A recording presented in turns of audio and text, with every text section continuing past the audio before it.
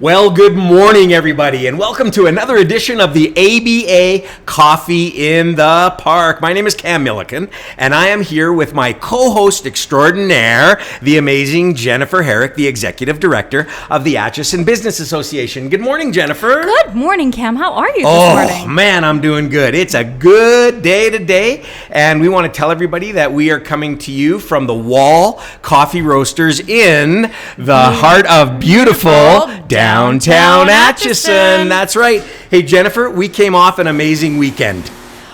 Cam, we had the gala. Yes. And boy, what an event. It was an event. Fantastic. And you might hear it in our voices a little bit because we're still recovering. Yeah, I'm a bit scratchy still, and but we had an amazing weekend. Tell us a little bit about it, Jennifer, because people want to know what went on. We had a sold-out event of over 300 people at the Doubletree Hilton, West Edmonton. They did a fantastic job. We had a beautiful 4-course meal.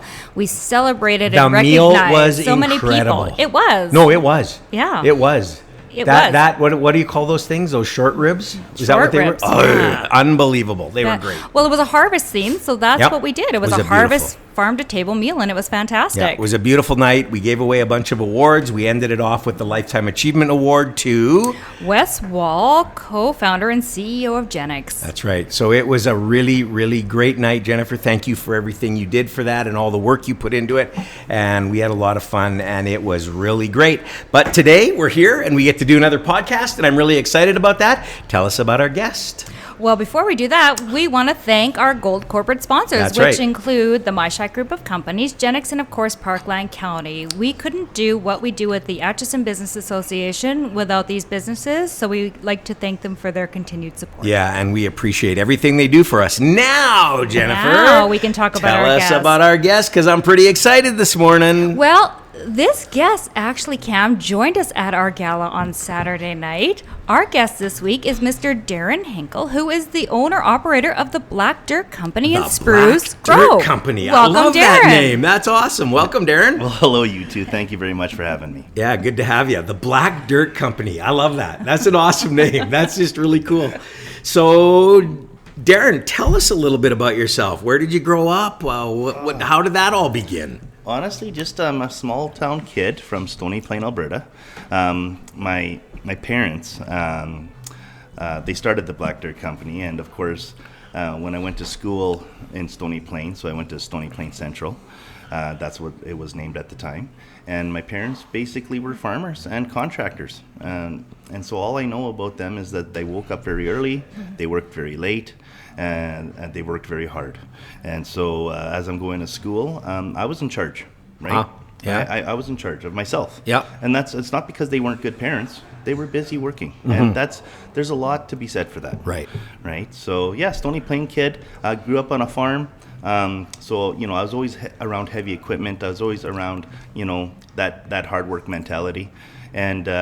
And then when I finished school, I decided I wanted to be the furthest thing away from my parents as I could be. Right. Like most kids. Yeah, like most kids. Yeah, that's right. I don't know if I was rebelling or what the case was. Yeah. Do you have any brothers or sisters? I have a sister, yes, I do. She's older by 5 years. Okay. Yeah, her name is Amy. She lives in Langley, BC. Good old Langley. Yeah, awesome. That's great. Yeah, and I mean... So you got to the point where you thought, I don't want to do that.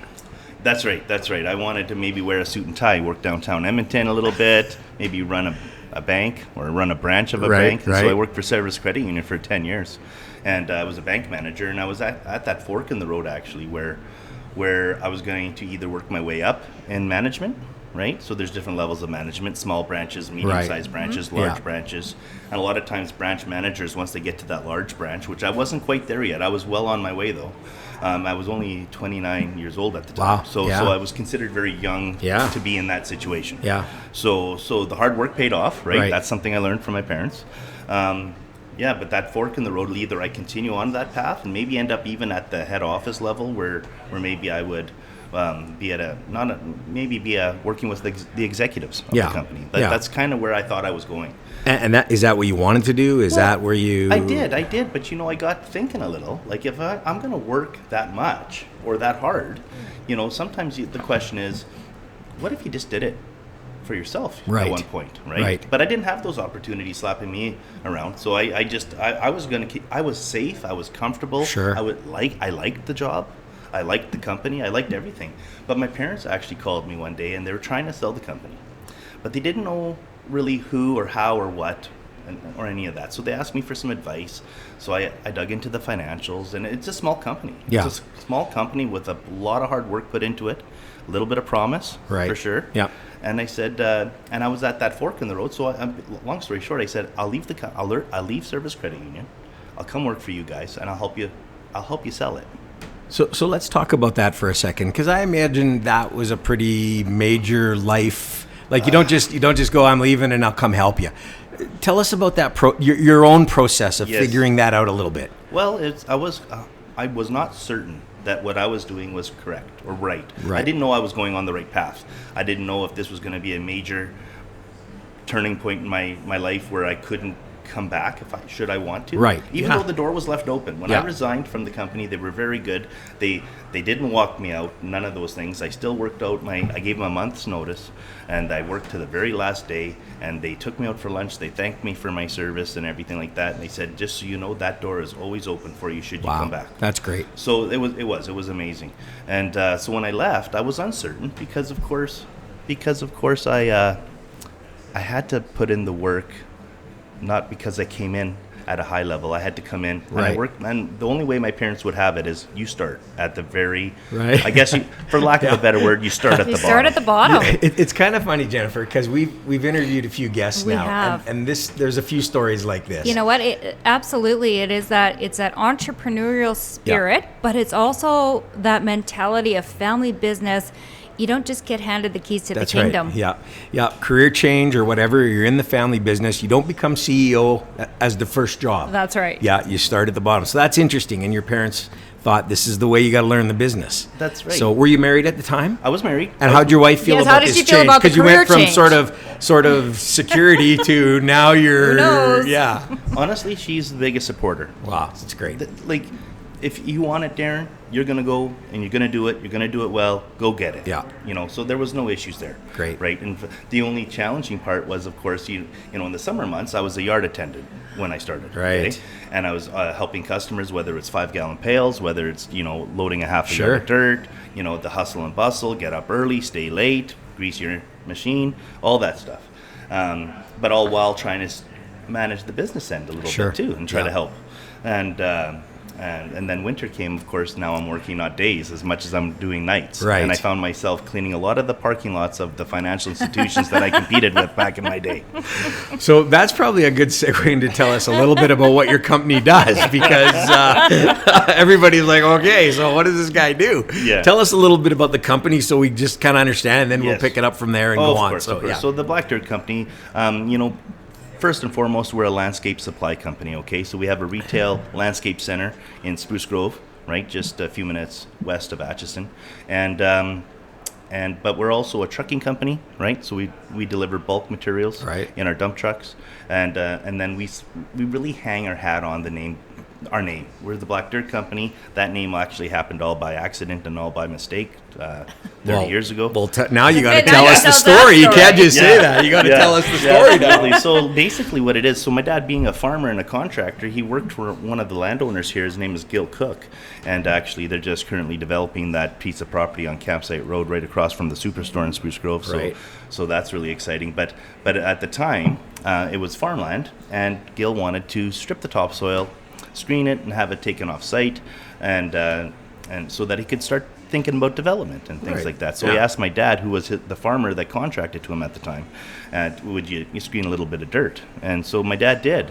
And but of course, my dad having 300 things on the go at every given time, he had my cousin Bobby working for him at the time. Right. And so Bobby was working up the land, stripping the land, and then putting it through a screener, and then we were selling the dirt, right? And but when people are coming in and asking, buying dirt from us, and that's great, but my dad felt like he needed a shack, needed Sure. maybe a landline, which Yeah, I yeah. mean, now that sounds pretty archaic, but That's that's a the real way it thing. was. That's- Yeah, yeah. that's the way it was. And yeah. so when he was having lunch one day, Bobby was having lunch one day, and minding his own business, the phone rings. they're not like they were open for business per se. Right. They were just doing stuff. Yeah. And the phone rings, and he felt compelled to answer the phone, and he stutters and spits out blah, blah, blah, blah, blah, like, the Black Dirt Company, how can I help you? I love it. And that's we took it from there. I love it. Yeah. That has got to be the best story of how a name Right? came about. Like, that is, people spend thousands of dollars on On marketing marketing. companies, and it's just the first thing that comes out of your mouth. I love it. That's fantastic. That's so sorry. Yeah, that's just great. Yeah, and anyways, but as he's screening dirt, and of course now we figured out a name, obviously, and people started asking for things like sand or rock chips, or wood chips, or mulch, and just landscaping materials, because that's kind of what it progressed to. So we basically, that all happened by accident too. So of course, when a customer asks you, can you get some sand, my parents always would say, well, we'll figure it out, we'll find a way. Right. And before you know it, you have topsoil, you have sand, you have mulch, you have compost or manure, and before you know it, you got a garden mix, a garden blend that you're known for. And then Lois Hull from Hull's Greenhouse was a huge fan of Keith Connie and the Black Dirt Company. Wow. So she promoted us. In fact, they used most of our materials for many of their years. Wow. That's pretty cool. That is cool. You That have an is. advocate like that Yes. on And- your side. Or anybody, I don't know, Cam, if you ever met Lois Holt, but she was a fantastic lady. Right. She was wonderful. Yeah, I hear so many good things about her. So so that's pretty cool that she'd be your advocate for that. I mean, any business would die to have someone like that on your team, on your side. 100%. And so that we were so proud of that. And then of course, businesses as they evolve and logistics become a part, and of course Lois isn't with us anymore, and I never even had a chance to meet with her, but I heard nothing but good things, and it's just so inspiring to hear these kind of stories about successful business owners and people. Okay, so the mulch, the dirt, all that stuff, that's seasonal. Here in lovely Alberta. Yes. Where it snows half the today year. it feels like it's going to snow. And so what do you do? Do you head to Hawaii for the next 6 months? Or? Well, when you have all that heavy equipment and that overhead, you can't pay for it in 6 months. You have to diversify, you have to pivot, you have to change. Mentally, you have to change the mindset, right? So we know how to make money when it comes to spring, summer, and fall. Winter, different story. Right. Okay, but winter, we do snow removal, and we do commercial snow removal, and we're pretty selective on how we do it and who we do it for, because it's a very tough world, tough business. Yeah. Well, I can only imagine. I mean, we never know from one winter to the next how much snow we're even going to get. That's it, exactly. So for you guys, it's how do you even plan for that? How do you even set your goal for basically, that's a great question, because my parents decided to, now that Darren's involved, we'll go to Yuma, Arizona for the winter, right? This is why parents have kids. That's right. Yes. So that one day they can go to Yuma and we run everything for them. Yeah. So I took over the snow removal, and not knowing that, actually, this is a funny story. So this is the truth. So they gave us our customer list for snow removal. Right. So not knowing, some were first night, some were the next day, some were the day after, and some were the day after that. Oh, right. But I did it all the first night. My Season goodness. long. Me and I'm embarrassed to tell you, some staff that are no longer with us for good reason, because we worked like dogs. Yeah, we worked like dogs. I bet. And every time it snows 2 inches, we do the snow. And it snowed in 2010, guys. I'm sure it was record snowfall. Yeah. Right? Yeah. And so we went out and out and out and out. And we made, actually, it was one of the very few years we were profitable from snow removal, because we went out so often. Yeah. Right? And because we had so much snow that if the snow wasn't removed, people weren't opening the doors. Wow. That's the truth. Yeah. That's how much it snowed. What a great reputation. I know, right? It's like people just phone it. I hear you remove the snow Like 10 minutes immediately. after it snows. Yes. Can you be at my place? Yeah, so I learned a few lessons. Of course, now we're way more organized. We're core certified. We have a health and safety committee. We're all those things. We're organized, so we don't overcommit first night. We do first night, second day, day after, day after, and we're very much dialed in. You have to stagger that. Yeah. Yeah, Yes. for No sure. kidding, yeah. So, Darren, when we were having conversations before, you talked a little bit about some of the challenges you faced coming in, taking over the business from your family. And one of the first challenges was you were told you had to move. Oh, geez, yes, you're right. How do we forget something like that? So my first day with the Black Dirt Company, and this is not a fabrication of the truth in any way. Right. My parents decided to get a shed, which was my office. Okay, so there's a desk, Luxury. power, Luxury lights, office, yeah. right, and right next to the porta potties, right, and Far to go. Yeah, it's important. Yeah. and there's an envelope on my desk, and it was not opened. Right. But I think my parents maybe knew what it was. It was an eviction notice from the city of Spruce Grove. So for the last 18 years, my parents had what they considered a temporary permit, where Right. the city of Spruce Grove said, you're here temporarily because you can't be here forever. This is meant for something Sure. different. Probably at the time they wanted a hotel there. Right. Okay. And but 18 years have come, and the city of Spruce Grove says, we're going to evict you, and you have 6 months. And this was the first real thing that I had to I was tasked with. Right. Yeah. Day one with the Black Dirt Company. And basically it was like this. So we panicked a little bit, because how do you make money, Yeah. run your business, Yeah. all while moving to another location? Right. Right? And so... Did you have another location? We didn't, but Okay, we yeah. figured it out. We Yeah. found one, right? Yeah. So we went to the Spruce Grove Industrial Park and started negotiating with the landowners, Norman Savan, and when that happened, my parents also happened to be in Yuma, Arizona. But luckily for me, they were motivated. Yeah. Right. But so was Sure, I. right. You get two motivated parties, before you know it, Yeah. you almost have a deal. And then I met with the senior administration with the city of Spruce Grove, along with Jeff Acker and at the time Mayor Houston. Mayor Houston, yeah. And I think they wanted to hear me out, but in the same breath, they wanted me out of that location. Right. Right. Right. But after I said to them, I said, I have a place. I need time. Give me 2 years. I'll make it happen. Right. Were pretty bold statements. Yeah. And they're like, well, we've heard this before. Yeah. Maybe from us previously, maybe from other, business owners within the community. This is you're just buying yourself some time. But we want you to know you need a place. So little did they know, I literally had the industrial park in my back pocket. Wow. So day one, I met with the senior administration and the politicians.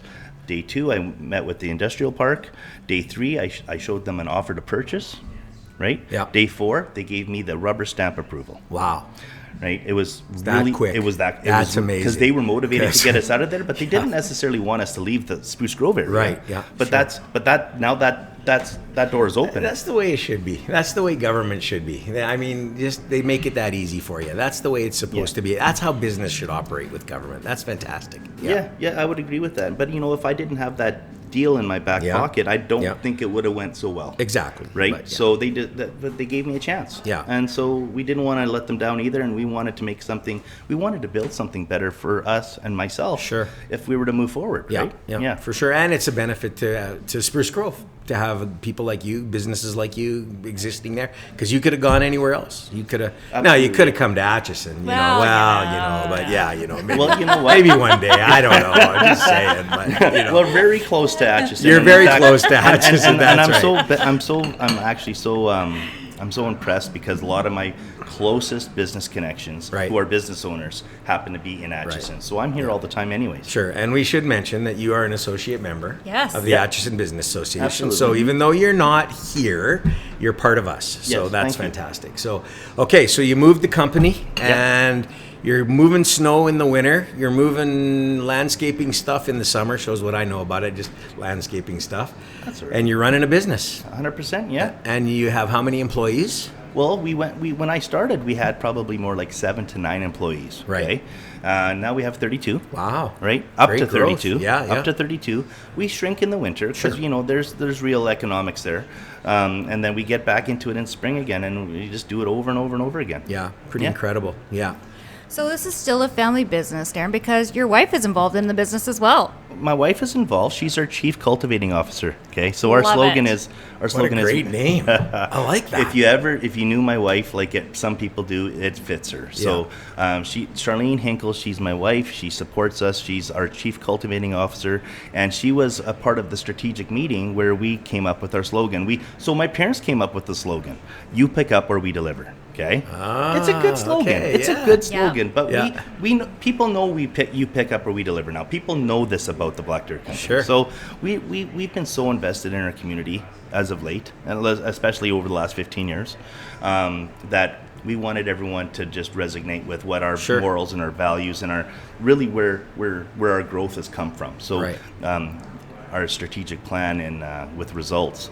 And my senior team, we decided to come up with we cultivate community. So when you ask us, what do you do at the Black Dirt Company? Yeah. Our response is, we cultivate community. I love this because, like, once again, not spending thousands of dollars on a marketing company to get them to. You guys just, this is what we do. You come up with a great name and a great slogan, and it's awesome. That's fantastic. Absolutely. So you cultivate community. And Absolutely. they do. Darren, you and your family are such wonderful community supporters, everything from local sports teams all the way down to talk a little bit about, what you did. This was pre-COVID, I believe, but Oh, yes.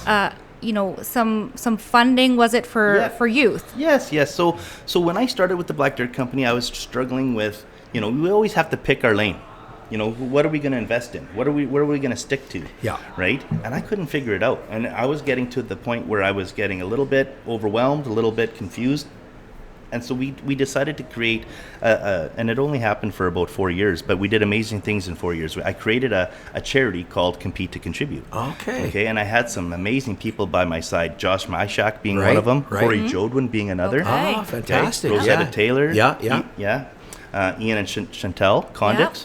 And it's amazing. We raised over $110,000 in 4 years by getting businesses to donate to the cause, where kids, teams, groups, youth groups would basically apply for the opportunity to compete, to contribute, to do good things in our community. Wow. Whether it's picking up garbage, whether it's doing a food bank drive, things like that.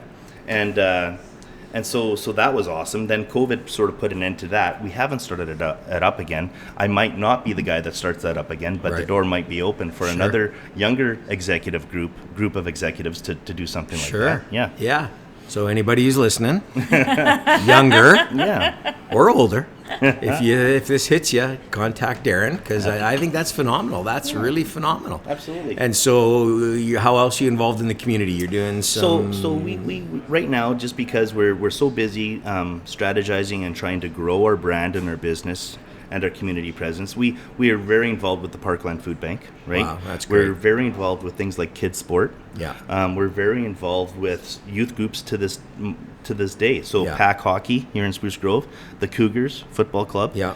And just to name a few. Yeah, I love that. I mean, I think, Jennifer, you and I, that's what we love, when businesses are just giving back to the community. Like, that's just huge. That's massive. So I don't think the community would be where it is without business. Right. And you know what? I will go as far as to say it is not your, big retail, global, international businesses giving back. No. It's businesses like Darren and Charlene's that are giving 100% back. 100%. I agree with that. It's the small to medium-sized local family-run businesses that support this community. Yeah, and they're in there and they're giving back, and that's fantastic. Darren, you were mentioning, and so sort of on that vein, but I think in a very unique way, you were mentioning earlier when we were talking about mentoring and mentoring young business guys. Tell us about that a little bit, because I think that's fantastic. Well, yes, but so I have a group of people that rely on me for just a sounding board, right? And when we talk about mentorship, sometimes you just need to talk to one business owner to another business owner, where they've seen that you've grown, they've seen that you've overcome some challenges or some hurdles, they know that you've been in a bad spot, a rock in a hard place before, once or twice before, and so that you get them alone, whether it's a coffee or a beer, and it's just the two of you, so you're in a safe spot. You can say whatever you want. It's never going to be used against you. And when you start sharing stories and advice, that's mentorship. Right. I love that. I'm becoming more and more of a big advocate on that, because I think, and it's interesting, Jennifer, because I think in a way that's kind of what we hoped for the podcast, was to tell the story behind the story, and to allow, because there's business people out there going through the same stuff you went through, Darren, like the same growth situations, the struggles, the same challenges, and they're listening to this going, I'm not alone. Somebody else went through this too. Because sometimes you get siloed a little bit and you think, am I the only one going through this? But you're not. And so listening to you, I think it's a major encouragement to people. Oh, for sure. I mean, so I have no problem saying that my mentors right now, and I'm just naming some of them that come off the top. I have probably 6 or 7 of them. They don't even know it. It's not even officially designated like you're my mentor. But Ed Stahl from Stahl Peterbilt, he's a mentor of mine. I've been watching that guy since I've gotten into business, and what he does is phenomenal. Right. Okay. Corey Jodwin with GenCall, he's a guy that I rely on heavily.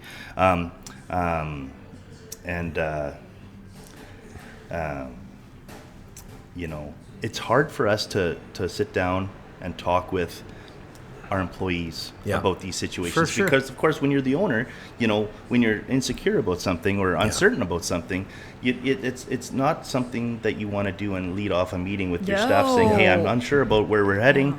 You don't want that uncertainty within your company. So that's why mentorship is so important.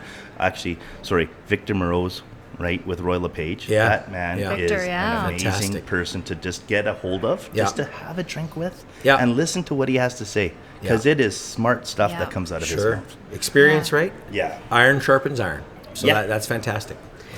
Well, Darren, this has been fantastic, and we can't thank you enough for coming on this podcast and sharing your amazing journey with us. But we do have a final question that we ask all of our guests. So, Darren, what is the best piece of advice you've been given, either personally or professionally, that you carry with you to this day?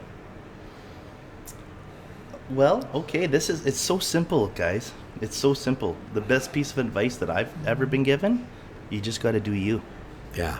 Because anytime you don't do that, it will show. Sooner or later, it will show up. Yeah. It will show up. Yeah.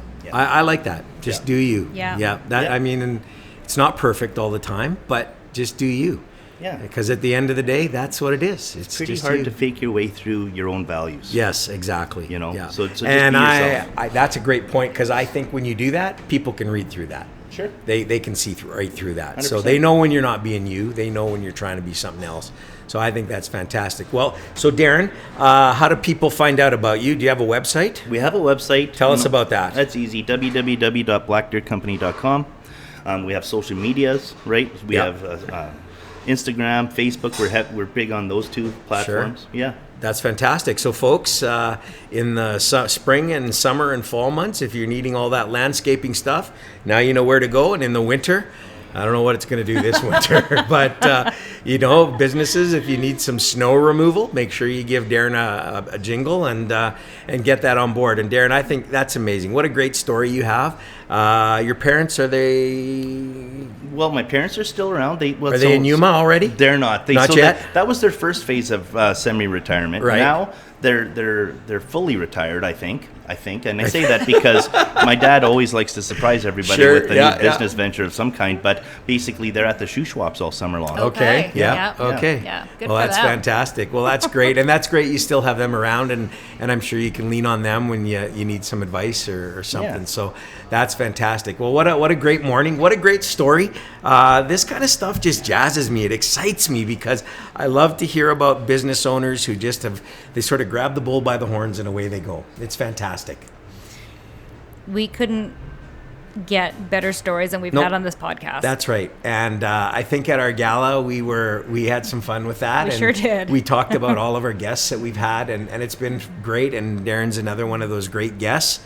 Did you tell everybody who won our podcast guest of the year? No, I didn't. So at the gala, we did an award for podcast guest of the year. The very first time, yep. Yes. And the podcast guest of the year for 2024 was Felix the Shop Cat from Bushel Transport. If you haven't listened to the Felix podcast, you need to go to the Felix podcast. You know what? I think Felix is the one that took us worldwide. Yeah, I think so. I don't know how, but the cat took us around the world. That's right. right. That was pretty amazing. And you know what was really neat about the gala is we had a lot of our guests at the gala on Saturday night. Wasn't that fantastic? That was really cool. And we went through the whole thing of teaching everybody how to download podcasts and do all that. We'll see if our numbers spike a little bit or if they stay the same. Maybe they'll drop. I don't know. But anyway, that was kind of fun too. So we had a really great time. So thank you, everybody. Thanks for listening. Hey, it's great having you listening to us. We really appreciate it. We're going to tell you in a couple of weeks. I think, Jennifer, I'm stepping out here. You're going to probably tell me I'm this. But we've got merch. We do have merch. We got T-shirts. We do. That are beautiful downtown Atchison T-shirts. We launched these at the Gala. That's right. We sold a swack of them. People thought it was a joke. I know. It was no joke. No joke. We actually have T-shirts. We do. Yeah. And we've got our Coffee in the Park mugs. We do. And so we'll figure out for the next podcast how that maybe if you're interested in a coveted T-shirt where or you mug, can purchase that T-shirt. Yeah, where you can do that. And we'll even sign it if you want us to. I think they want us to. Well, But of course anyway, of course they want us Yes. to. That's right. Everybody, thanks again for listening. And tell your friends, tell your neighbors, tell your enemies, tell everybody wherever you get your podcasts. Or if you don't know how to do that, go to www.atchisonbusiness.com and you can find us there. Thanks, everybody. Have a great week. We'll see you next time. Thanks, everyone. Thank you.